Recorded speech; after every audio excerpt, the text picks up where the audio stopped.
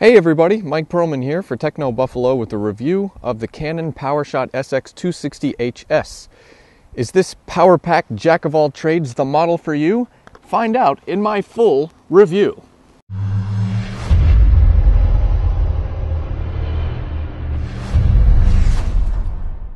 Ladies and gentlemen, welcome to my Canon PowerShot sx260 HS review.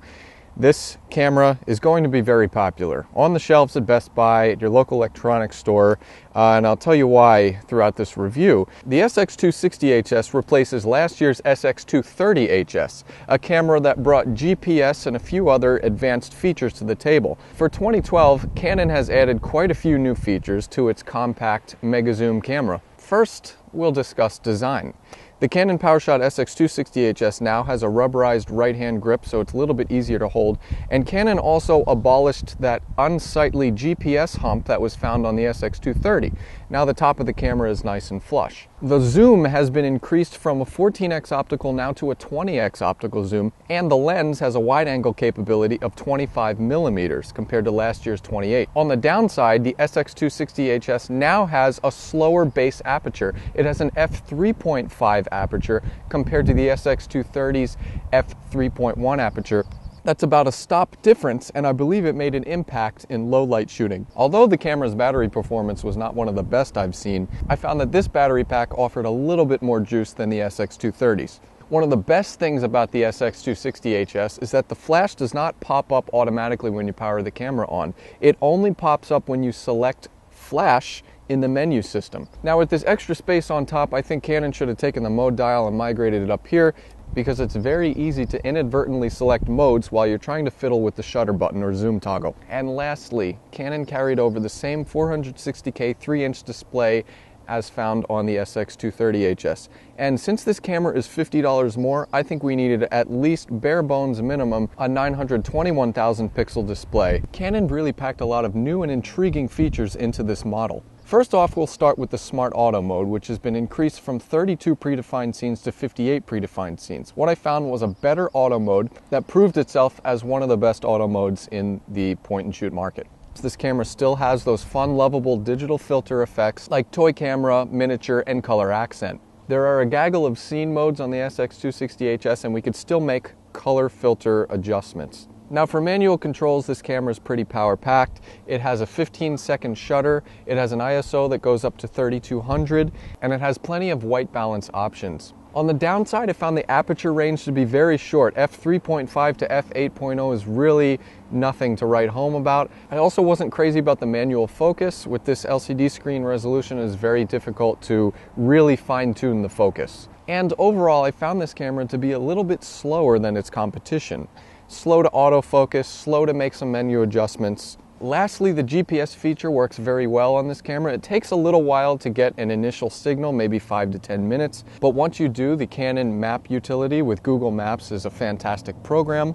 Just be sure if you do GPS logging to turn it off before you go to bed, because you'll wake up with a dead Canon in the morning. Now let's talk about some of the more unconventional features Canon injected into the sx260 HS. First off, there's a new Face ID system.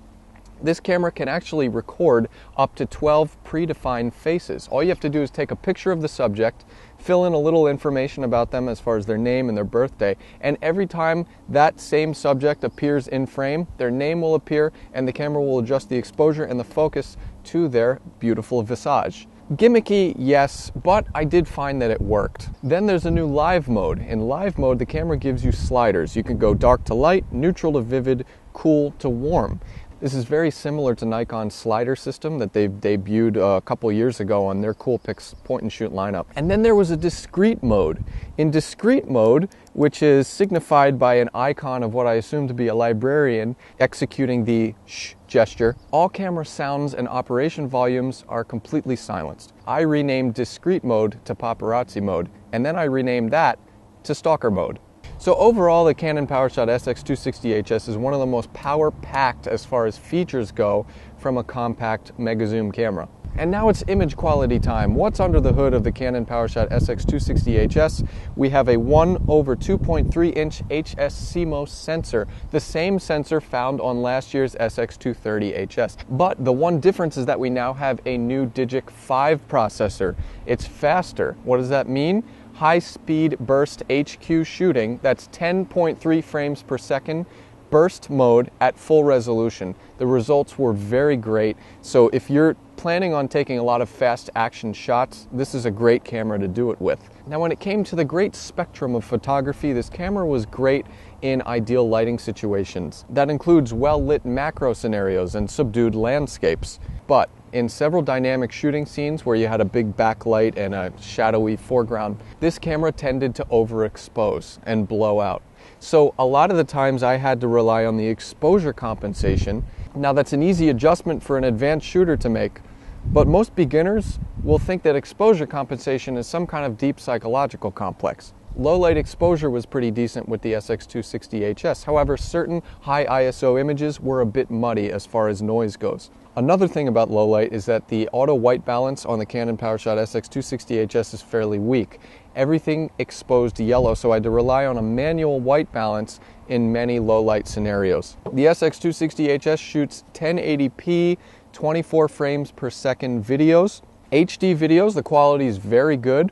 I was quite impressed with the videos from this camera, but I needed a more extensive video control suite like you find on Panasonics. And Panasonics are shooting AVC HD video at 60 frames per second. That's pretty superior to what you find with 24 frames per second. So as far as image quality goes with the Canon PowerShot sx260 HS, it's a very good performer. However, it needs a little refinement. It needs user input in order for you to get the most out of this camera. And that's not going to be a good thing for most beginners. Now it's time for the Buffalo call with the Canon PowerShot sx260 HS. My advice is to go for a Canon PowerShot sx230 HS because the price will likely drop now. Or wait for my review of the Panasonic Lumix DMC ZS20 coming up soon. But for now, this has been the Canon PowerShot sx260 HS review. For all image samples and videos, be sure to go to technobuffalo.com. I'm Mike Perlman. I'll see you guys later.